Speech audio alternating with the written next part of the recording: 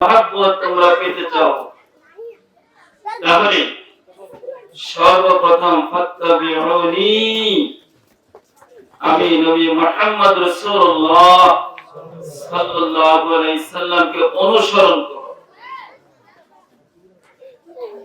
আমি নবীকে অনুসরণ করলে ইউহিব্বুকুমুল্লাহ, তাহলে আল্লাহর ভালোবাসা তোমরা পেয়ে যাবে। বলেন সুবহানাল্লাহ। নবীর আনুগত্যের মাধ্যমে, অনুসরণের মাধ্যমে আল্লাহকে পাওয়া যায়। বলেন সুবহানাল্লাহ। এই জন্য হাদিস শরীফ আছে, قال رسول الله صلى الله عليه وسلم من أحب سنتي فقد أحبني ومن أحبني كان معي في الجنة। আল্লাহর হাবিব বলছেন, ও আমার উম্মতেরা, যারা আমাকে মহব্বত করলে, আমার সুন্নতকে ভালোবাসলে, মান আহাব্বা সুন্নতি, যারা আমার সুন্নতকে ভালোবাসলে, যারা আমার রীতিনীতিকে ভালোবাসলে, যারা আমার জীবনটাকে মহব্বত করলে, আমি নবী মুহাম্মদ রাসূলুল্লাহ সাল্লাল্লাহু আলাইহি সাল্লামের জীবনকে আদর্শ হিসেবে গ্রহণ করে নিলে, প্রত্যেকটা ক্ষেত্রে আমার সুন্নতকে অনুসরণ করে, আমি নবী মুহাম্মদ রাসূলুল্লাহ সাল্লাল্লাহু আলাইহি সাল্লাম আমার জিন্দেগিতে কিভাবে আমি চলছি, আমাকে যদি অনুসরণ করো, আমার সুন্নতকে যদি তোমরা ভালোবাসো, তাহলে তোমরা আমি আল্লাহ রাব্বুল আলামিনের ভালোবাসা পেয়ে যাবে। বলেন না সুবহানাল্লাহ। নবীর সুন্নতের মাধ্যমে, নবীর সুন্নত আদায়ের মাধ্যমে নবীর ভালোবাসা পাওয়া যায়, আল্লাহর ভালোবাসা পাওয়া যায়। বলেন সুবহানাল্লাহ। শুধু মুখে ভালোবাসা না, নবীকে মুখে মুখে মহব্বত করলে হবে না, নবীর বাস্তব জীবনটাকে নিজের জীবনে পরিণত করতে হবে। পারিবারিক জীবনে নবীর সুন্নতকে কায়েম করতে হবে, পারিবারিক জীবনে নবীর সুন্নতকে কায়েম করতে হবে, সামাজিক জীবনে, রাষ্ট্রীয় জীবনে, সংসদের ভিতরে পর্যন্ত নবীর সুন্নতকে কায়েম করতে হবে, নবীর অনুসরণকে কায়েম করতে হবে। আল্লাহ হাবিব বলেন, মান আহাব্বানি কানা মাই ফিল জান্নাহ, যে ব্যক্তি আমাকে মহব্বত করলো, আমার সুন্নতকে আঁকড়ে ধরলো, কানা মাই ফিল জান্নাহ, ওই লোকটা, ওই উম্মত আমার সাথে একই জান্নাতে থাকবে। বলেন সুবহানাল্লাহ।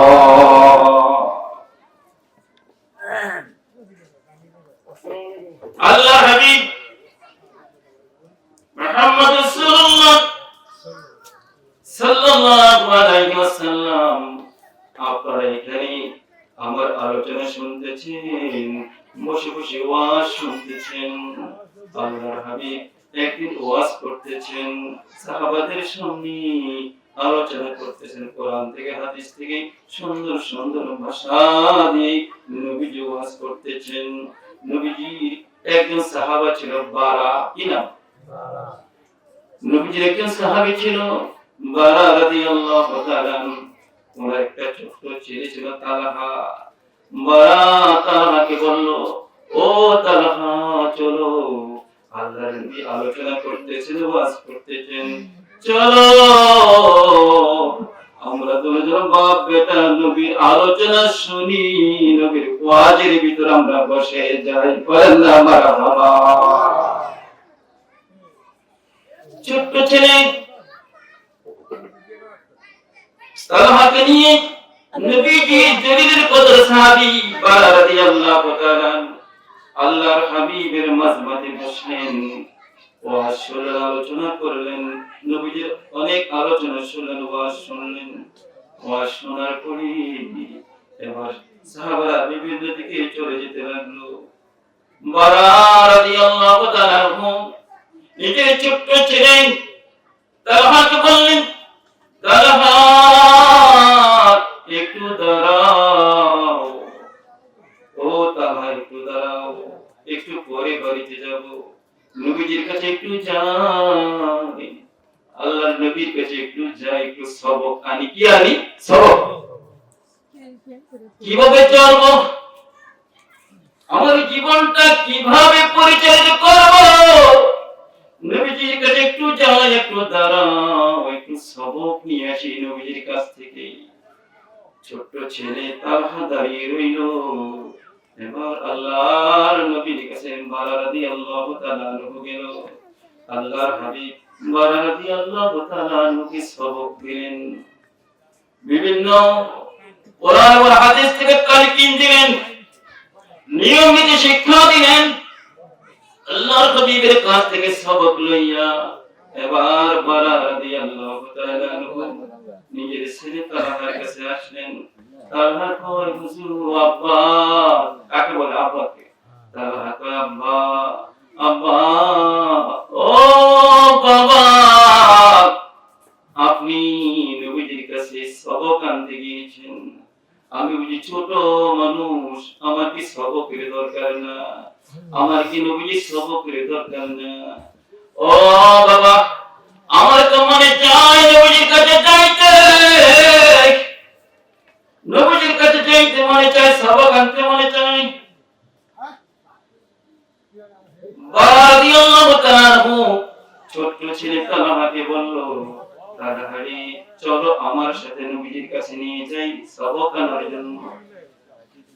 তালহা কয়, ও আব্বা, একটু আগে আপনি সবক আনার জন্য গেছেন, কথা বলে দিতেছেন, একটু আগে আপনি নবীজির কাছে সবক আনতে গিয়েছেন, কিন্তু আব্বা, ও আব্বা, আপনি আমাকে তো নেন নাই, আমাকে নেন নাই, আমাকে দাঁড় করে গিয়েছেন।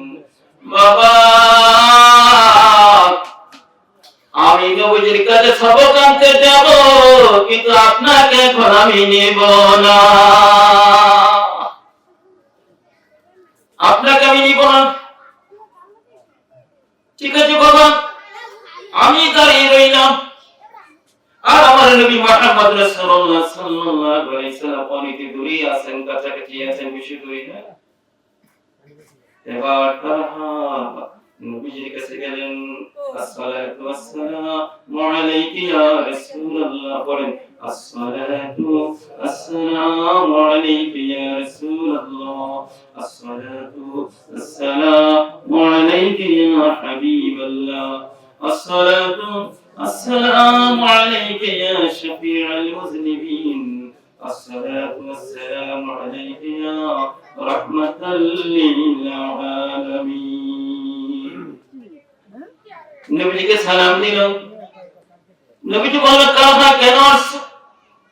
হুজুর সবক দিতে আসছি, আপনাকে একটু আগে সবক দিয়েছেন, আমাকে সবক দেন। আল্লাহর হাবিব তালহাকে সবক দিলেন।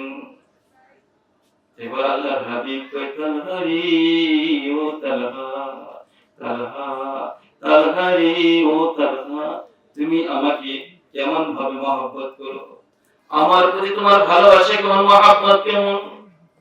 হুজুর আপনাকে আমি এমন ভালোবাসি, আমার মা বাবা থেকে আপনাকে বেশি মহব্বত করি, বলেন সুবহানাল্লাহ। হুজুর আপনার প্রতি আমার ভালোবাসাটা কেমন? আমার পিতা মাতা থেকে আমি আপনাকে বেশি মহব্বত করি, পৃথিবীর সমস্ত মানুষ থেকে আপনাকে বেশি মহব্বত করি, ভালোবাসি। ও হুজুর আপনি তো শিক্ষা দিয়েছেন। আর আনাস রাদিয়াল্লাহু তাআলা قال رسول الله صلى الله عليه وسلم لا يؤمن أحدكم حتى أكون أحب إليه من والده وولده والناس أجمعين।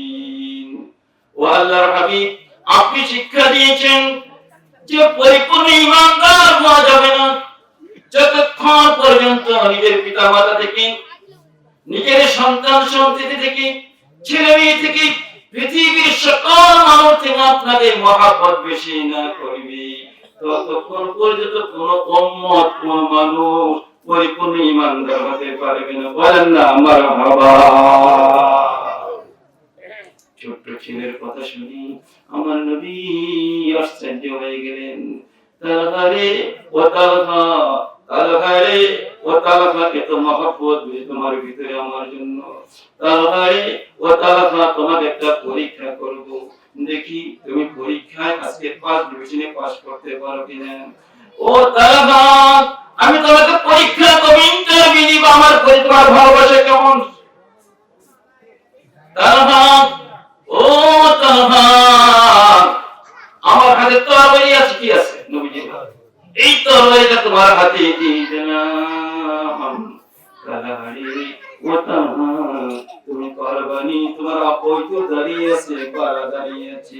তালহা পারবানি, এক্ষুনি কি যদি আমার ভালোবাসা তোমার মহব্বত করে থাকো, আমার কথা যে অনুগত করে থাকো, এই তালহা এক্ষুনি তরবারি দিয়ে তোমার বাবাকে আঘাত করে দিয়ে খণ্ডিত করে ফেলবা। নবীজির উদ্দেশ্য হলো বাচ্চাকে টেস্ট করতে চাইতেছি কেমন ভালোবাসে, নবীর প্রতি কেমন ভালোবাসা আছে, মহব্বত আছে, নবীর সুন্নতের অনুসরণ কেমন করতেছে। এবার তালহা নবীর হাত থেকে তরবারি নিল, তরবারি নিয়ে একটা দৌড় মারছে নিজের বাবাকে হত্যা করার জন্য। বাবা দাঁড়িয়ে আছেন, দৌড় তালহা তরবারি লইয়া আপন বাবাকে হত্যা করবি। আল্লাহ হাবিব বাবার নিকটে পৌঁছে গেছে, নবীজি ডাকলেন তালহা রে, আর সামনে যাইও না। ও তালহা, ও তালহা, তুমি তোমার বাবাকে হত্যা করো না, পেছনে ফিরে আসো, বলেন না মারহাবা। তালহা সামনে যাইও না, বাবাকে হত্যা করা যাবে না, বাবাকে হত্যা করা যাবে না, ফিরে চলে আসো। তালহা আবার তরবারি নিয়ে ফিরে চলে আসেন। ইয়া রাসূলুল্লাহ, ইয়া হাবিবাল্লাহ, হুজুর আপনি বলেছেন আমার বাবাকে আঘাত করে দুনিয়া থেকে বিদায় করে দিতে, মারা করে দিতে, মারতে, আবার আপনি দান দিয়ে নিয়ে আসেন, ব্যাপারটা কি? তালহা বুঝতে পেরেছি আমার নবী প্রতি তোমার উপর ভালোবাসা আছে, মহব্বত আছে। এ তালহা, তোমার মহব্বত আমি নবীর প্রতি, তুমি শুনে রাখো, আমি নবীও তোমাকে বড় ভালোবাসি, মহব্বত করি। এবার তালহা আর বাবা বারাকে ডাক দিলেন, বারা রে, তোমার সন্তান নিয়ে বাড়িতে চলে যাও। বারা তার সন্তানকে নিয়ে বাড়িতে চলে আসলো। কিছুদিন পর তালহা অসুস্থ হয়ে গেল, ছোট্ট তালহা অসুস্থ হয়ে গেল। সাহাবীরা কয়, ইয়া রাসূলুল্লাহ, ইয়া হাবিবাল্লাহ, হুজুর জি তালহা আপনাকে বড় মহব্বত করতে, ভালোবাসতো, হুজুর জানেননি তালহা অসুস্থ হয়ে গিয়েছে। বারার ছেলে তালহা খুব বেশি অসুস্থ। আল্লাহর হাবিব যখন শুনলেন অসুস্থ, আমার নবী তালহাকে ভালোবাসতেন, তালহা নবীকে ভালোবাসতো। আমার নবী সাহাবায়ে কেরাম থেকে বলতে, সাহাবীরা রে, ও সাহাবীরা, কে রে যাবি, আয় আয়, কে কে আমার সাথে যাবি। সাহাবারা রে, আমরা চলো তালহার বাড়িতে যাই, বলেন না সুবহানাল্লাহ। আল্লাহর হাবিব তালহার বাড়িতে আসলো। বারা রাদিয়াল্লাহু তাআলা আনহু আল্লাহর হাবিব দেখে আশ্চর্য হয়ে গেলেন, হুজুর আপনি আসছেন, ঘরের ভিতরে বসেন, দুনিয়ার সর্বশ্রেষ্ঠ মেহমান বারা রাদিয়াল্লাহু তাআলা আনহুর ঘরে, বলেন সুবহানাল্লাহ। এমন মেহমান পাইছি, এমন মেহমান পাইছি, পৃথিবীর সর্বশ্রেষ্ঠ মেহমান। হুজুর ওয়েলকাম, স্বাগতম, ঘরের ভিতরে বসেন। আল্লাহ হাবিব বললেন, বারা রে, তোমার সন্তান তালহা অসুস্থ, তুমি খবর দাও নাই, কিন্তু আমি শুনি, আমি নবীজি নিজেই চলে আসছি। এবার নবীজি তালহার মাথার ভিতরে হাত দিলেন, তালহা তুমি কেমন আছো? হুজুর আমার অবস্থা বেশি ভালো না, হুজুর আমার জন্য দোয়া করবেন যাতে ঈমান নিয়ে মরতে পারি। বলেন না সুবহানাল্লাহ। তার অবস্থা বেশি ভালো না। ছোট্ট সাহাবী আল্লাহর হাবিব তালহার বাড়ি থেকে বের হলেন। বারা রাদিয়াল্লাহু তাআলা আনহুকে ডাক দিলেন, বারা রে, ও বারা শোনো, যদি তালহা মারা যায়, কি কইছেন, যদি তালহা মারা যায়, যদি তালহা মারা যায় আমাকে খবর দিও, আমাকে খবর না দিয়া মাটি দিবা না।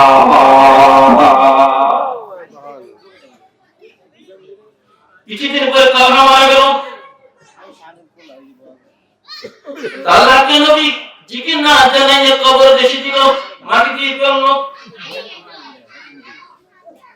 সাহাবায়ে কেরামরা খবর দিল, ইয়া রাসূলুল্লাহ, ইয়া হাবিবাল্লাহ, হুজুর ছোট্ট ছেলে তালহা তো মারা গেছে, হুজুর ছোট্ট ছেলে তালহা তো মারা গেছে। আল্লাহর হাবিব কই, বারাকে ডাকো, বারাকে ডাকো, তালহার বাবাকে ডাকো। তালহার বাবাকে বলেছিলাম তালহা যদি মারা যায় আমাকে না জানাইয়া কবর দিতে, কবরে মাটি দিতে। আমাকে না জানাইয়া বলেছিলাম তালহার বাবাকে যাতে তালহাকে কবর দেশে না দেয়, মাটি না দেয়। কেন আমাকে জানাইলো না? বারা রাদিয়াল্লাহু বারাকে বাড়ি থেকে নিয়ে এসো। আর বারাকে মসজিদে নববীতে হাজির করলো। বারা, ও বারা জবাব দাও, আমি নবীজি বলছি, এই তালহা মারা গেলে আমি নবীকে খবর দিতে আপনি আসবো, আমি নিজ হাতে তালহাকে কবর দাফন করব, কিন্তু আমাকে তুমি খবর দিল না। ইয়া রাসূলুল্লাহ, ইয়া হাবিবাল্লাহ, বারা রাদিয়াল্লাহু তাআলা ধা ধা করে চোখের পানিগুলো মসজিদে নববীতে ছেড়ে দিল। ইয়া রাসূলুল্লাহ, ইয়া হাবিবাল্লাহ, আল্লাহর হাবিব শুনেন, শুনেন, আমার ছেলে তালহা আপনাকে খুব বেশি মহব্বত করে, নিজের জীবনের চাইতে, আমাদের চাইতে, মানুষদের চাইতে বেশি মহব্বত করে। আমাকে যখন নাকি তালহা মৃত্যু সজ্জায় শহীদ অবস্থায় একটু পরে মারা যাবে, আমাকে দেখে দেখে আমার কানের কাছে বলল, আব্বা, আব্বু, আব্বু, আব্বু গো, ও আব্বু, আমি যদি মারা যাই নবীজিকে খবর দিয়েন না। কেন রে তালহা, নবীজিকে আমি জানাইব না? কেন রে তালহা, নবীজিকে আমি জানাইব না? আপু, আপু গো, আমাদের বাড়ি থেকে নবীজির বাড়ি অনেক দূরে। নবীজি আসার সময় যদি মুনাফিকেরা নবীজির উপর আক্রমণ করে, যদি কাফিররা নবীজির উপর আক্রমণ করে, নবীজি দূরে আসে আমার জানাজা পড়ার জন্য, ওই মুহূর্তে যদি মুনাফিকরা নবীজির উপর আক্রমণ করে, কাফিররা নবীজির উপর আক্রমণ করে, আমার নবীজির কোনো ক্ষতি সাধন করে, আপু দরকার নেই নবীজিকে খবর দেওয়া, আমার ভয় হয় এই মদিনায় যদি নবীজির উপর আক্রমণ করে, কোন ক্ষতি সাধন করে, এই দিন আমাকে নিষেধ করেছে আমার সন্তান আপনাকে না জানাইতে। বলেন না মারহাবা। পৃথিবীতে মুনাফিক আছে নি? আছে। মুনাফিকের দুইটা জবান, কয়টা জবান? আপনার কাছে এক কথা কইব, আবার আরেকজনের কাছে আরেক কথা কইব। আছে মুনাফিক? সূরা বাকারার প্রথম দিকে আল্লাহ রাব্বুল আলামিন মুনাফিকদের সম্পর্কে বললেন, ওয়াইজালাকুল্লাযীনা ক্বালু আমান্না বিল্লাহি ক্বালু ইন্না মা'আকুম ইন্নামা নাহনু মুস্তাহজিউন। মুনাফিকদের আচরণ এমন। মদিনার মুনাফিক ছিল সবথেকে ইসলামের ক্ষতি করছে মুনাফিকেরা। দাড়ি আছে, টুপি আছে, লম্বা কুর্তা আছে, সব কিছু ঠিক, আমার নবীজির পেছনে নামাজ আদায় করেছে, সব কিছু ঠিক, কিন্তু মুনাফিকেরা সবচেয়ে আমার নবীজির ক্ষতি করেছে, সবচেয়ে ইসলামের বেশি ক্ষতি করেছে। বলেন না নাউযুবিল্লাহ। আল্লাহ রাব্বুল আলামিন বলেন মুনাফিকদের অবস্থা হলো এমন, যখন মুসলমানদের সাথে মুমিনদের সাথে মুনাফিকদের দেখা হয়, ওই জালাকুল্লাযিনা আমানু, যখন মুনাফিকদের মুমিনদের সাথে দেখা হয়, বলো আমান্না, বলে আমরা পাক্কা ঈমানদার। কি করে? বলে আমরা পাক্কা ঈমানদার, তোমাদের সাথে আছি। ওয়াইযা খালাউ ইলা শায়াতিনিহিম, যখন তাদের আপন লোকদের সাথে অর্থাৎ আরেক মুনাফিকের সাথে দেখা হয়, বলে ইন্না মাআকুম, আমরা তোমাদের সাথে প্রকৃতভাবে আছি। ইন্নামা নাহনু মুস্তাহজিউন, আমরা এই মুসলমানদের সাথে ঠাট্টা করেছি। চিৎকার করে বলেন নাউযুবিল্লাহ।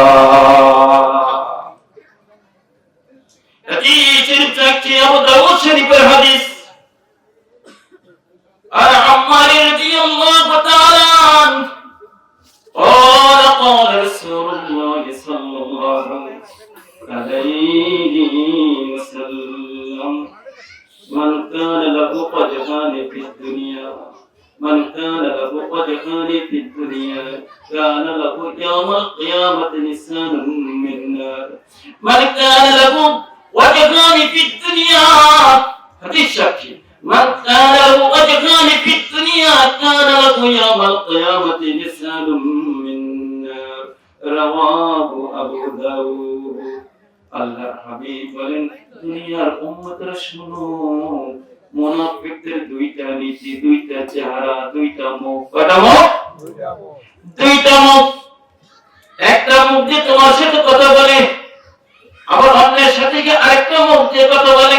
কত মুখ একটা, কথা দুই রকম। এর একটা চাইল দেয়, আরেকটা অন্যদেরকে চাইল দেয়। এটা মুনাফিকের লক্ষণ। জানুনি সাহাবায়ে কেরামরা শুনো, মুনাফিকের হাসরের ময়দানে এই আগুনের জিহ্বানি হাসরের ময়দানে উঠবে। কিসের জিহ্বা? লিসানু মিনান নার। মুনাফিকরা যারা আছে তারা হাসরের ময়দানে আগুনের জিহ্বানি উঠবে। দেখি বোঝা যাবে তাদের জিহ্বার ভিতরে আগুন, জবানের ভিতরে আগুন। দেখি ভাবলে বুঝতে পারবে হাসরের ময়দানে এই লোকটা মুনাফিক ছিল। কি ছিল? যেরকম আল্লাহ হাবিব বলেন মুনাফিকের তিনটা আচরণ। কয়টা আছে? ইজা হাদাসা কাযাবা, ওয়া ইজা ওয়াদা আখলাফা, ওয়া ইজা উতমিনা খানা। আল্লাহ হাবিব বলেন মুনাফিকের তিনটা লক্ষণ। কয়টা লক্ষণ? এক নম্বর, মুনাফিকরা মিথ্যা কথা বলে। ইজা হাদাসা কাযাবা, কথা বলে মিথ্যা কথা বলে। কি কথা বলে? ইজা হাদাসা কাযাবা, ওয়া ইজা ওয়াদা আখলাফা, যখন মুনাফিকের কোনো ওয়াদা করে তখন এই ওয়াদার খেলাফ করে। কি করে? ওয়াদা খেলাফ করে। ইজা হাদাসা কাযাবা, যখন কোনো কথা বলে মিথ্যা কথার আশ্রয় নেয় মুনাফিকেরা। ওয়া ইজা ওয়াদা আখলাফা, যখন মুনাফিকেরা কোনো ওয়াদা করে তখন ওয়াদার খেলাফ করে। তিন নম্বর, ওয়া ইজা উতমিনা খানা, যখন কোনো আমানতদারি করে আমানতদারি খেয়ানত করে। কথা আমার না নবীজি? কার? যখন কার? আমার নবীজির কথা। যে মুনাফিকরা কি করে? তিনটা আচরণ করে। মিথ্যা কথা বলে, তারপরে কথায় কথায় মিথ্যা, তারপরে কি করে? ওয়াদার খেলাফ করে, তারপর আমানতে খেয়ানত করে। বলতেছিলাম যদি রাসূলের ভালোবাসা পাওয়া যায়। কার ভালোবাসা? রাসূলের ভালোবাসা পেতে হলে রাসূলের সুন্নতকে অনুকরণ করতে হবে। নবীজির একজন সাহাবী ছিলেন আবু হুরায়রা রাদিয়াল্লাহু। কি নাম? আবু হুরায়রা রাদিয়াল্লাহু তাআলা। নবীজির একজন জলিলুল কদর সাহাবী ছিলেন আবু হুরায়রা। 5374টি হাদিস রওয়ায়াত করেছেন। কত? 5374টি হাদিস রওয়ায়াত করেছেন। এত হাদিস অন্য কোন সাহাবীরা বর্ণনা করতে পারে নাই। কত হাদিস? বলেন। 5374টি হাদিস আবু হুরায়রা বর্ণনা করেছেন। আবু হুরায়রা আমার নবীকে বড় মহব্বত করে ভালোবাসি। নবী যখন কলমার দাওয়াত আরম্ভ করছেন, আবু হুরায়রা আমার নবীজির বাড়িতে গিয়ে বসে থাকে, বলেন সুবহানাল্লাহ। আমার নবীজির কাছে গিয়ে আবু হুরায়রা বসে থাকে। আল্লাহর হাবিব কয়, ও আবু হুরায়রা, ব্যাপার কি? তুমি প্রতিদিন আমার কাছে চলে আসি, ইয়া রাসূলুল্লাহ, ইয়া হাবিবাল্লাহ। আপনার মুখ নিঃসৃত, আপনার জবান যে সুন্দর সুন্দর অলংকৃত কথাগুলো শুনলে আমার বড় ভালো লাগে। ইয়া রাসূলুল্লাহ, আপনি কোরআন থেকে তেলাওয়াত করেন, আপনার কোরআন তো মজা লাগে। এত সুন্দর কোরআন তেলাওয়াত আপনি করেন, এত সুন্দর ভাষা আপনি ব্যবহার করেন, যা কোনদিন আমি আবু হুরায়রা শুনি নাই। বলেন না সুবহানাল্লাহ। একদিনকার ঘটনা, প্রতিদিন আবু হুরায়রা নবীজির দরবারে বসে থাকে। একদিনকার ঘটনা, নবীজির নিকট থেকে একটু দেরি হয়ে গেছে, রাত্র হয়ে গেছে। কি হয়েছে? কথা খেয়াল করুন। নবীজির নিকট থেকে আসতে একটু দেরি হয়ে গেছে, রাত্র হয়ে গেছে। মা, আবু হুরায়রার মা মনে মনে রাগ হয়ে গেছে, একটু দেরি করে বাসায় আসতেছে কেন? আবু হুরায়রার মা বড় রাগ হয়ে গেছে, বড় জিদি মানুষ ছিলেন, জিদি মহিলা ছিল, বড় রাগ হয়ে গেছে। আজকে আসব তাকে দেখাবো, কেন এত দেরি করছে। দরজা খুললো, বাড়ির দরজা খুললো, ঘরের দরজা খুললো। আবু হুরায়রা নক করার সাথে সাথে ঘরের দরজা খুললো। আবু হুরায়রা জবাব দিল, আবু হুরায়রা, কোথায় ছিলি, কার কাছে ছিলি? ও মা, অন্য কারো কাছে না, আমি মুহাম্মদ রাসূলুল্লাহ সাল্লাল্লাহু আলাইহি সাল্লামের কাছে ছিলাম। কেন কেন ওনার কাছে কেন ছিলি? উনি নতুন ধর্ম প্রচার করে আমাদের বাপ দাদার ধর্মের উপরে কালিমা দিতে কলঙ্ক করছে, আমাদের বাপ দাদার ধর্মকে মুহাম্মদ কলঙ্কিত বানাইছে। কেন আবু হুরায়রা এই মুহাম্মাদের কাছে গিয়ে এই কথা বলতেছে, আর আমার নবীজি আমার আর আবু হুরায়রাকে আঘাত করতে মারতেছে। মা আবু হুরায়রাকে মারতেছে, আবু হুরায়রার মা আবু হুরায়রাকে মারতেছে, মারতে মারতে রক্তাক্ত করে ফেলেছে। আবু হুরায়রা রাদিয়াল্লাহু তাআলা আনহুকে রাত্রে ওরা খাবারও দেয় নাই। কি দেয় নাই? মারছে, আবার খাবারও দেয় নাই। কেন? মুহাম্মাদের কাছে রইলো, কেন নবীজির কাছে রইলো, খাবারও দেয় নাই এবং মারতে মারতে রক্তাক্ত করে ফেলেছে। আবু হুরায়রা সকালবেলা আবু হুরায়রা আবার নবী মুহাম্মদ রাসূলুল্লাহ সাল্লাল্লাহু আলাইহি সাল্লামের দরবারে গেল, ইয়া রাসূলুল্লাহ, আমার নবী তো আবু হুরায়রা, ব্যাপার কি? তোমার চেহারার ভিতরে আঘাত দেখা যায়, কে তোমাকে মারলো? ইয়া রাসূলুল্লাহ, ইয়া হাবিবাল্লাহ, হুজুর আপনাকে বড় মহব্বত করি, আপনাকে বড় ভালোবাসি। আল্লাহর হাবিব আপনার মহব্বতের কারণে প্রতিদিন বাসা ছেড়ে আপনার কাছে এসে আপনার মুখ নিঃসৃত বাণীগুলো শুনি, আপনার কোরআন তেলাওয়াত বড় মধুর কণ্ঠে কোরআন তেলাওয়াত করেন, কোরআন তেলাওয়াত শুনি। ইয়া রাসূলুল্লাহ, ইয়া হাবিবাল্লাহ, আমি কেন ইসলাম ধর্ম গ্রহণ করলাম? আমার মা দরজা খুলে আমাকে আঘাতের পর আঘাত করলো, দেখেন আমার রক্তাক্ত পর্যন্ত করে ফেললো। ইয়া রাসূলুল্লাহ, ইয়া হাবিবাল্লাহ, হুজুর, ও হুজুর, আপনি আমার মার জন্য একটু দোয়া করেন। কার জন্য দোয়া করেন? একটু মার জন্য দোয়া করেন। কি দোয়া করব হুজুর? মার জন্য কত দোয়া করার জন্য বলছি না, আমার মা অত্যন্ত জিদি মানুষ, আমাকে দেখছেন তো আঘাত করছে, কেন ইসলাম ধর্ম গ্রহণ করলাম, কেন বললাম লা ইলাহা ইল্লাল্লাহু মুহাম্মাদুর রাসূলুল্লাহ, কেন ইসলামের সুশীতল চাইতেন, কেন আমি কেন জাহান্নাম ছেড়ে জান্নাতের দিকে আমি রওনা হয়ে গেলাম। ওয়াসারু ইলা মাগফিরাতিন মির রাব্বিকুম, কেন আমি আমার আল্লাহ রাব্বুল আলামিনের ক্ষমার দিকে দৌড়াতে লাগলাম। আমার মা আমাকে আঘাত করেছে। ও আল্লাহর হাবিব, আপনি একটু দোয়া করেন। কি করেন? দোয়া করেন। আল্লাহর হাবিব, আমার মা জন্য একটু দোয়া করেন। কি দোয়া করব?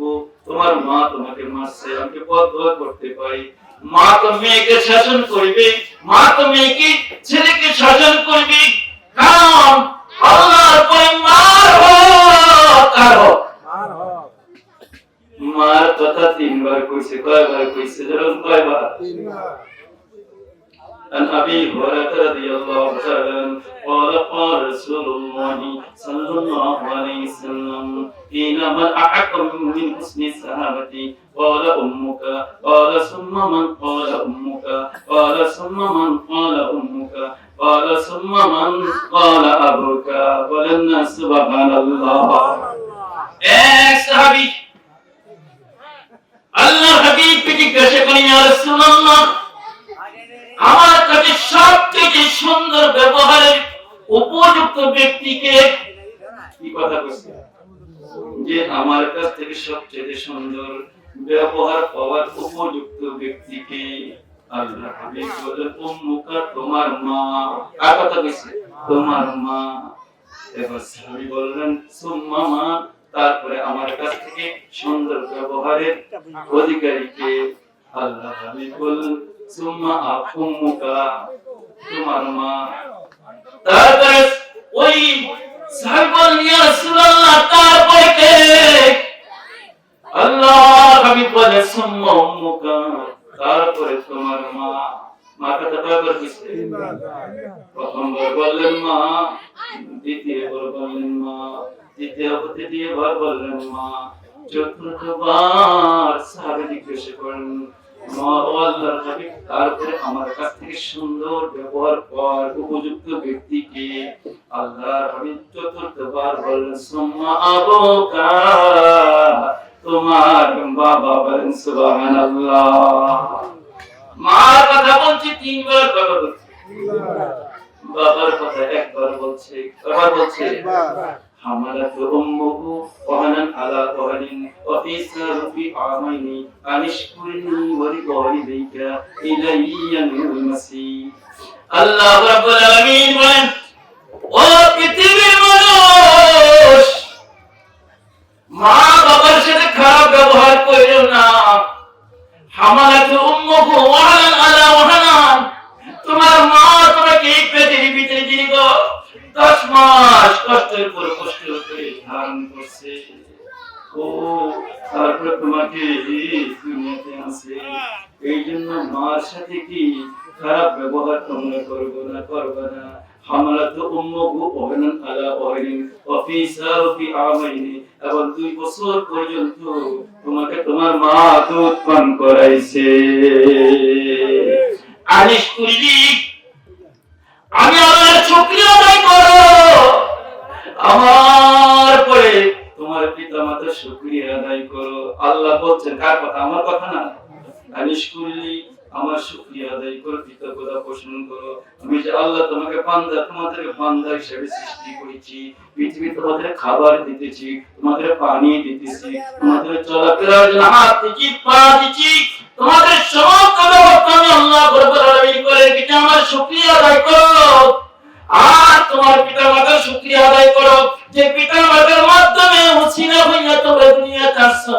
ও দুনিয়ার সন্তানরা, ওয়ালা তানহারহুমা, পিতামাতার সাথে কোনদিন ধমকের সুরে কথা বলবে না। ওয়াফিদ লাহুমা জানাহাজ যুল্লি, আর তাদের জন্য বিনয়ের বাহু বাড়িয়ে দাও। সব সময় তাদের সাথে সুন্দর সুন্দর কথা বলবে।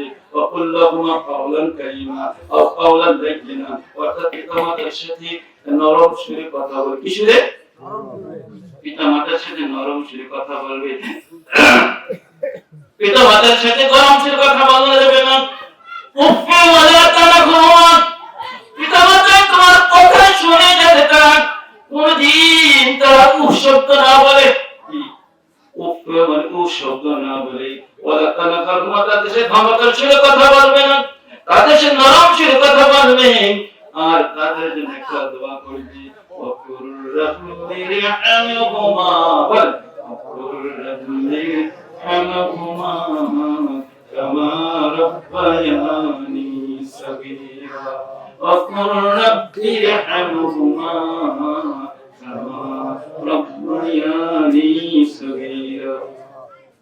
জানেননি, অর্থ জানেন না। আল্লাহ, ও আল্লাহ, ছোটকালে যেমনি করে আমাদের পিতামাতা আমাদের উপরে দয়া করছে, কি করছে? আমি হাঁটতে পারি না, আমাকে হাঁটা শিখাইছে। হাঁটতে গিয়ে আমি পড়ে গেছি, আমার পিতামাতা আমাকে ধরতে গেছে। আমি খাইতে পারি না, আমাকে খাওয়া শিখাইছে। আমি পেশাব করে পায়খানা করছি, আমার পেশাব পায়খানা পরিষ্কার করছে। আমাকে কোলে নিছে, ইচ্ছা করলে মা বাবা আমাকে মেরে ফেলতে পারত, কিন্তু তাদের দয়ার উপরে আমি বড় হয়েছি। কি হয়েছি? তাদের দয়ার উপরে বড় হয়েছি। আল্লাহ, তারা দয়া করে আমাদেরকে বড় বানাইছি। আল্লাহ, আমাদের পিতামাতা এখন বৃদ্ধ হয়েছে, বৃদ্ধা হয়ে গেছে। কি হয়েছে? আমাদের পিতামাতা বৃদ্ধ হয়েছে, বৃদ্ধা হয়ে গেছে। আল্লাহ, আমাদের পিতামাতা কবর দেশে গেছে। আল্লাহ, মা কবরে, বাবা কবরে। আল্লাহ, আমাদের পিতামাতার কবরে মাইরো না, মাইরো আমার মারে, মাইরো না কবরে। আমার বাবাকে কবর দেশে বিধান করো। আল্লাহ, দুনিয়াতে আমাদেরকে আদর করছে, যত্ন করছে। আল্লাহ, আমার মারে কবরে আদর করো, যত্ন করো, জাহান্নামের আগুনে পোড়াইও না। আল্লাহ, যেমনি করে আমাদের প্রতি দয়া করছে। আল্লাহ, কবরে দেশে আমাদের মা বাবাকে তুমি দয়া করো। বলেন না সুবহানাল্লাহ। বলতেছিলাম আবু হুরায়রার জন্য, আবু হুরায়রার মার জন্য এবারে নবীজি দুহাত করে দোয়া আরম্ভ করলেন। কি করলেন? আবু হুরায়রা কি দোয়া চাও আমার কাছে? কি দোয়া চাও আবু হুরায়রা? হুজুর, দোয়া চাই আমার মা যাতে ইসলামের সুশীতল জায়গায় চলে আসে, কালমা পড়ে মুসলমান হয়ে যায়। আমি একজন মুসলমান, আমার মাটা যাতে মুসলমান হয়ে যায়। বলেন না সুবহানাল্লাহ। আমার নবীজি হাত তুলে দোয়া করতেছে। বলেন, নবীর দোয়ার সাথে সাথে আল্লাহর আরশে আজিমকে ধাক্কা লাগে। বলেন সুবহানাল্লাহ। এবার আল্লাহর হাবিব দোয়া করতে চান, আল্লাহুম্মা ইহদি উম্মি আবু হুরায়রা। আল্লাহ, আবু হুরায়রার মাকে তুমি আল্লাহ সঠিক পথ দেখাও। আল্লাহ, আবু হুরায়রার মাকে তুমি সঠিক পথ দেখাও। আল্লাহ, আবু হুরায়রার মাকে তুমি সঠিক পথ দেখাও। নবীজি হাত ধরে দোয়া করতেছে, আর আবু হুরায়রা বাড়ির দিকে রওনা করছে দৌড়াইয়া। বলেন না সুবহানাল্লাহ। নবীজি দোয়া করতেছে, আল্লাহ, আবু হুরায়রার মাকে কালমার অধিকারী বানিয়ে দাও, ইসলামের সুশীতল জায়গায় নিয়ে আসো আল্লাহ। নবীজি দোয়া করতেছে, আর আবু হুরায়রা দৌড়াইতেছে বাড়ির দিকে রওনা হচ্ছে। দৌড়িয়ে রওনা হচ্ছে। এমন দৌড় সাহাবায়ে কেরামরা খালি ধরে, কি আবু হুরায়রা কি হচ্ছে, কেমনে দৌড়াচ্ছি এটা? ওই দৌড়াই বাড়িতে যাব। আমার নবীজি দোয়া করতেছে আমার মার জন্য। দেখি আমি যাওয়ার আগে আগে না জানি আমার দোয়াটা, আমার নবীর দোয়াটা আমার মার জন্য কবুল হয়ে যায়। এই জন্য আমি দৌড়াদৌড়ি করে যাইতেছি। আবু হুরায়রা দৌড়াদৌড়ি করে গিয়ে ঘরের সামনে গেল। কোথায় গেল? ঘরের সামনে। দেখি নবীর দোয়া আগে কবুল হয়েছে না, আমি বাড়িতে আগে পৌঁছি। দেখি নবীর দোয়া আগে কবুল হয়েছে না, আমি বাড়িতে আগে পৌঁছি।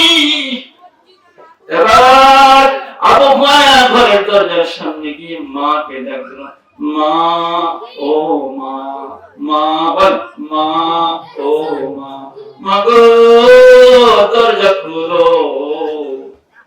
যেই মাত্র ডাক দিয়েছে, এবার আবু হুরায়রার মা নরম সুরে ডাক দিল। কি কোন সুরে? নরম সুরে ডাক দিল, ও বাবা আবু হুরায়রা, একটু অপেক্ষা করো, দরজা খুলতেছি। বলেন না সুবহানাল্লাহ। অর্থাৎ নবীর দোয়ার সাথে সাথে আবু হুরায়রার মার ভিতরে ইমানের জন্মা চলে আসে। বলেন আল্লাহু আকবার। নবী দোয়া করতেছে তার ঘরের ভিতরে, আর আল্লাহ রাব্বুল আলামিনের দরবারে দোয়া কবুল হয়ে গেছে। অর্থাৎ আল্লাহ নবীর দোয়ার সাথে সাথে কবুল হয়ে গেছে। বলেন আল্লাহু আকবার।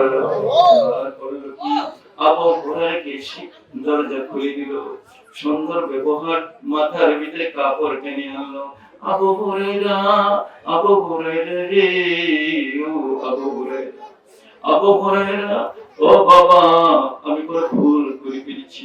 ও তোমাকে কত করলো, আমি বড় মার ভুল করেছি, আমি মা বড় ভুল করে ফেলেছি। আবু হুরায়রা বড় ভুল করেছি রে আবু হুরায়রা, বুঝতে পারিনি বাবা। ও বাবা, আমার কামাত পড়ে দাও, আমি এখনই কালমা পড়ে মুসলমান হয়ে যাব। এবার আবু হুরায়রা কালমাকে পড়িতেছেন, লা ইলাহা ইল্লাল্লাহ মুহাম্মাদুর রাসূলুল্লাহ। কলমা পড়ে ইসলামে সুশীত হয়ে যায়, তাহলে মা চলে আসলো, ছেলে চলে আসলো, মাও চলে আসলো, বলেন না মারহাবা। এই যে ইসলামে সুশীত হয়ে যায়, তাহলে সাহাবায়ে কেরামরা একের পর এক নবীর মহব্বতের কারণে, নবীর ভালোবাসার কারণে, নবীর কোরআন তেলাওয়াত শোনার কারণে তাদের ভিতরে স্পিরিট জন্মাইছে, বলেন না সুবহানাল্লাহ। কাফিররা চেয়েছিল খুদে ইসলামকে নির্বাপিত করে দিতে। কারা? কাফিররা। يريدون ليطفئوا نور الله والذين يتموا نوره ولو كره الكافرون بلنا مرحبا يريدون ليطفئوا نور الله والله متم نوره ولو كره الكافرين الله রব্বুল আলামিন বলতেছেন, দুনিয়ার মানুষেরা কাফিররা চেয়েছিল নবী যখন ইসলাম ধর্ম প্রচার আরম্ভ করলেন, কাফিররা চেয়েছিল ভূ দিয়ে ইসলাম ধর্মকে ধূলিসাৎ করে দিতে। ভূ দিয়ে ইউরিদুনা তারা চেয়েছে নূর আল্লাহে, আর নূরকে ভূ দিয়ে নির্বাপিত করে দিত। কিন্তু আল্লাহ রব্বুল আলামিন বলেন, ইসলাম এই নূরকে আমি জমিনের ভিতরে প্রতিষ্ঠিত করব। আল্লাহু মুতিম্মু লিনূরিহি, এই ইসলামকে এই নূরকে আলোকে পৃথিবীর ভিতরে বুকে আমি প্রতিষ্ঠিত করব। আলাউ কারিয়াল কাফিরিন, বিদু কাফিররা তা অপছন্দ করে, বলেন না সুবহানাল্লাহ। আল্লাহ এই ধর্ম, আল্লাহর এই দিন জমিনে কায়েম আসেনি? কায়েম আসেনি? জমিনে কায়েম নাই। সংসদে কায়েম আছে নাই? যদি সংসদে কায়েম হয়ে যেত, সংসদের ভিতরে যে কালকার পত্র যে আজান দিলে সাথে সাথে সবগুলো ড্রাইভার তাদের গাড়িগুলো স্টপ করতে হবে। কি করে? সব ড্রাইভার তাদের গাড়িগুলো স্টপ করতে হবে, স্টপ করে নামাজ আদায় করতে হবে। একটা গাড়ির ভিতরে দেখে 50 জন প্যাসেঞ্জার। আমি মাঝে মাঝে চিন্তা করি, আমি যে একজন মাওলানা সেই গাড়ির ভিতরে, আমি অজু সহকারে বাসা থেকে উঠি, চিন্তা করি যদি নামাজের সময় হয়ে যায়, আসরের সময় হইতে পারে, মাগরিবের সময় হইতে পারে, গাড়ির ভিতরে অজুর ব্যবস্থা নাই, কিন্তু গাড়ির ভিতরে তায়াম্মুম করে নামাজ পড়লে হবে। অজু সহকারে উঠি কেন? গাড়ি চালাই আমি একজন মানুষ নামাজি, আর 50 জন সহকারে থাকবে নামাজি।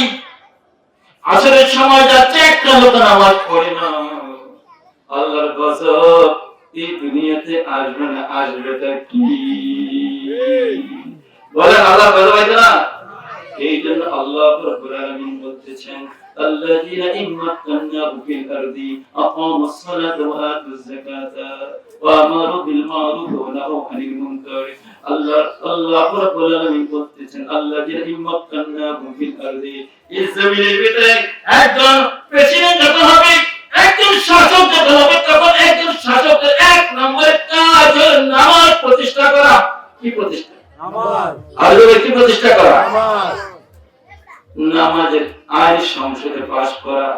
একজন রাষ্ট্রনায়কের প্রথম দায়িত্ব হলো, একজন মুসলমান রাষ্ট্রনায়কের প্রথম দায়িত্ব হলো আল্লাযীনা ইম্মাক্কানাহুম ফিল আরদি আকামুস সালাতা, এই জমিনের ভিতরে সংসদের ভিতরে একটা আইন সর্বপ্রথম পাস করেছিলেন নামাজ। আজান দিতে হাইয়া আলাস সালাহ, হাইয়া আলাল ফালাহ, চাকরি দোকানদারি বন্ধ হয়ে যাবে, আর কারখানা বন্ধ হয়ে যাবে, অফিস আদালত বন্ধ হয়ে যাবে। তারপরে সমস্ত সংসদ বন্ধ হয়ে, সংসদ অধিবেশন চলতেছে, আজান হয়ে সংসদ অধিবেশন স্থগিত হয়ে যাবে, চলো সকলে নামাজে চলো। যদি এই বিধান সংসদ পাস হয়ে যায়, তাহলে দেখা যাবে এই বাংলাদেশের চেহারা পরিবর্তন হয়ে যাবে।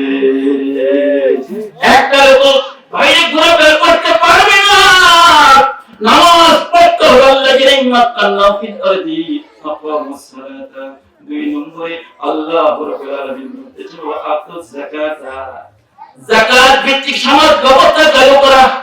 2 নম্বর কাজ কি একজন রাষ্ট্রপ্রধানের 2 নম্বর কাজ হলো ওয়া আতুজ যাকাতা, যাকাত ভিত্তিক রাষ্ট্র ব্যবস্থা চালু করা। যদি যাকাত ভিত্তিক রাষ্ট্র ব্যবস্থা চালু হয়ে যায় এই দেশে সব ধনী লোক হয়ে যাবে, এই দেশে যাকাত নেওয়ার মতো লোক থাকবে না। যদি যাকাত ভিত্তিক সমাজ ব্যবস্থা চালু হয়, 3 নম্বর হলো আমার বিল মারুফি, সংসদ থেকে আরম্ভ করে একটা মেম্বার পর্যন্ত সকলে ভালো কাজের আদেশ দিবে। কোন কাজের আদেশ দিবে? ভালো কাজের আদেশ দিবে, ভালো পথে তারা চলবে। 4 নম্বর হলো নাফা আনিল মুনকার, এবং খারাপ কাজ থেকে নিজেরা বিরত থাকবে, অন্য মানুষকে তারা বিরত রাখবে। এই 4টা জিনিসের বাংলাদেশের ভিতর হয়ে যায়, সংসদে পার্লামেন্টে পাস হয়ে যায়, এই দেশে কোনো দুর্নীতি থাকবে না। থাকবে না দুর্নীতি? এই দেশে কোনো দুর্নীতি থাকবে না। বড় দুর্নীতি করে সচিবেরা, বড় যত বড় শিক্ষিত, যত বড় পদে আছে, তারা সবচেয়ে দুর্নীতিগ্রস্ত। বলতেছিলাম আল্লাহ রাব্বুল আলামিন বলতেছে ইউরিদুল লিয়াকুনুরাল্লাহু ওয়াল্লাহু মুতিম্মু নূরিহি ওয়ালাউ কারিহাল কাফিরুন।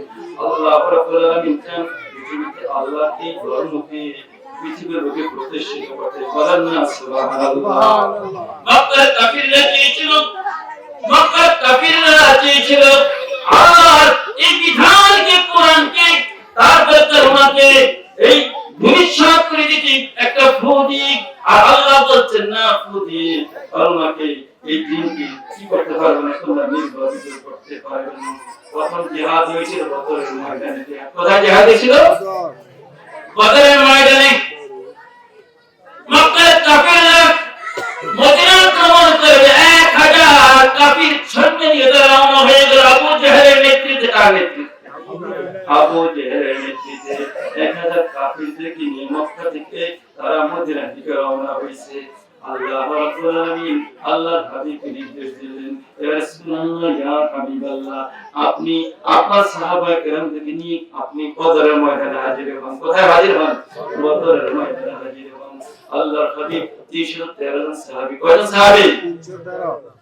তেমন ঘোড়া নাই, তেমন উট নাই, তেমন অস্ত্র নাই। কোন সাহাবাদেরকে খেজুরের ডাল হাতে দিয়েছেন, সেই খেজুরের ডালটা তোমরা অস্ত্র হিসেবে ব্যবহার করে, তরবারি হিসেবে ব্যবহার করবে। এভাবে আল্লাহর হাবিব 313 জন সাহাবী নিয়ে বললেন কি বদরের ময়দানে উপস্থিত হয়ে গেলেন। 1000 কাফির। আর মুসলমান সংখ্যা কত? 313। আর কাফিরদের সংখ্যা কত? 1000। কত? 1000 হলো কাফিরদের সংখ্যা, আর মুসলমানদের সংখ্যা হলো 313 জন। আল্লাহ রাব্বুল আলামিন বলেন, বন্ধুরে ওয়ালা তাহিনু ওয়ালা তাহজানু, বন্ধু আপনি ভয় করেন না, চিন্তা করেন না। ওয়ালা তাহিনু ওয়ালা তাহজানু, আপনি ভয় করেন না, চিন্তা করেন না।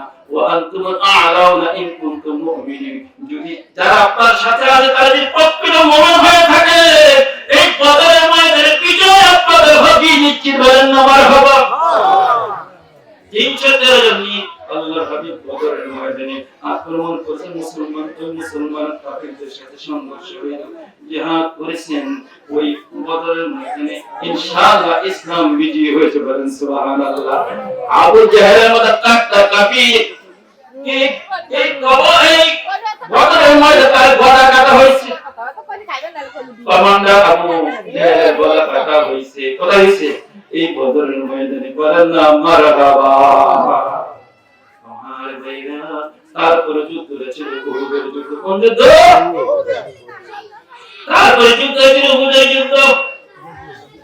বেঈমান কাফিররা চিন্তা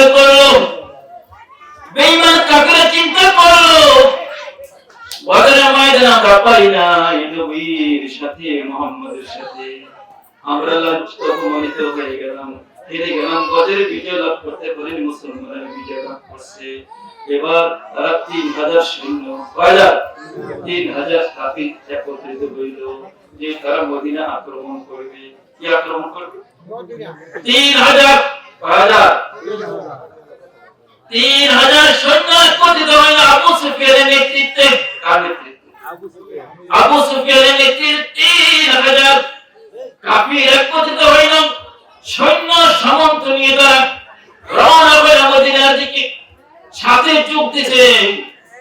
মুনাফিকেরা যোগ দিয়েছে। কারা ষড়যন্ত্র করছে? মুনাফিকেরা তাদের সাথে যোগ দিয়েছে। মুনাফিকেরা ষড়যন্ত্র এখানে আছে। 3000 কাফির রওনা হয়েছে কোথায়? ইসলামকে দুনিয়া থেকে বিদায় করে দিবে, ইসলামকে দুনিয়া থেকে বিদায় করে দিবে, রাসূলকে দুনিয়া থেকে বিদায় করে দিবে। বলেন না নাউযুবিল্লাহ। রওনা হয়েছে 3000 সৈন্য নিয়ে। আল্লাহর হাবিব যখন শুনতে পেয়েছেন মক্কা থেকে 3000 কাফির আবু সুফিয়ানের নেতৃত্বে মদিনা শরীফে বাড়তেছেন, আল্লাহর হাবিব সাহাবাদেরকে ডাক দিলেন, সাহাবারে ও সাহাবারা, 3000 কাফির সৈন্য নিয়ে তারা সাজওয়াজান নিয়ে মদিনা আক্রমণ করার জন্য আসতেছে। ও সাহাবায়ে কেরামরা, তোমরা কি আমাকে সহযোগিতা করবে? সাহাবায়ে কেরামরা দাঁড়িয়ে গেল, ইয়া রাসূলুল্লাহ, ইয়া হাবিবাল্লাহ, ও হুজুর, আমরা আপনার জন্য জীবন দিব, আমরা ইসলামের জন্য জীবন দিয়ে ফেলবো। বলেন না মারহাবা। আল্লাহর হাবিব 1000 সাহাবী নিয়ে রওনা হয়েছেন কয় হাজার, আর কাফিররা কত জন? 3000। মুসলমান কয় হাজার? পারবনি? পারবো। 1000 মুসলমান, কাফির হইল 3000। উহুদের ময়দানে চলে আসলো। প্রতিমধ্যে একজন মুনাফিকের সর্দার ছিল উবাই ইবনে কাব। কি নাম? মুনাফিক ছিল উবাই ইবনে কাব। ষড়যন্ত্র করে 300 সাহাবীদের পেছন দিক থেকে পালাইছে।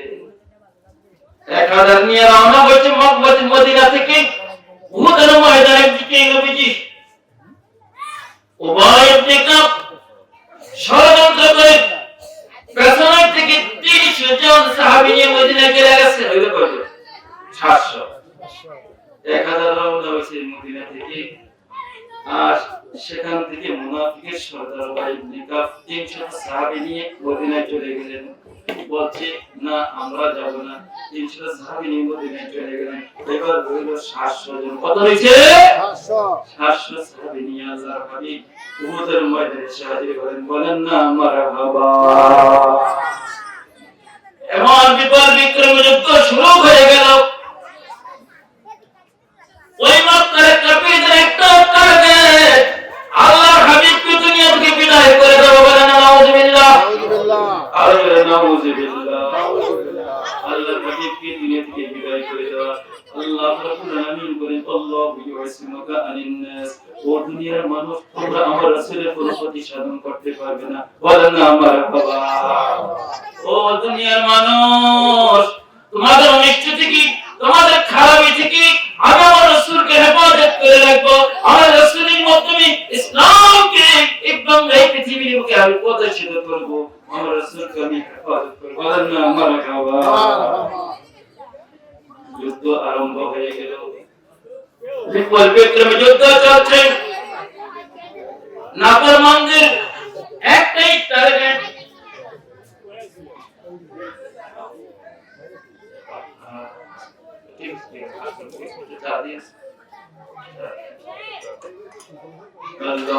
আল্লাহুম্মা সাল্লি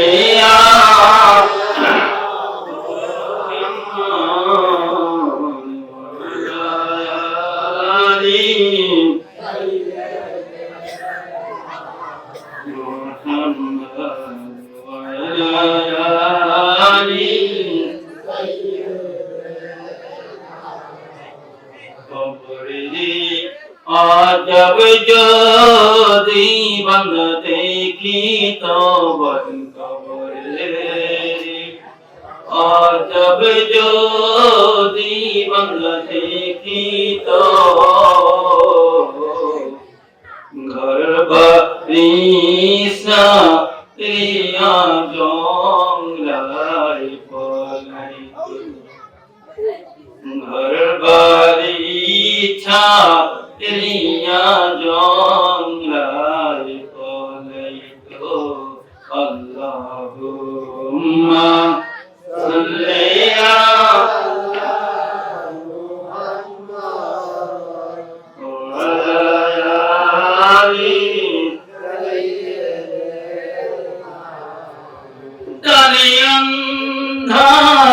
বামে আন্ধার কবরে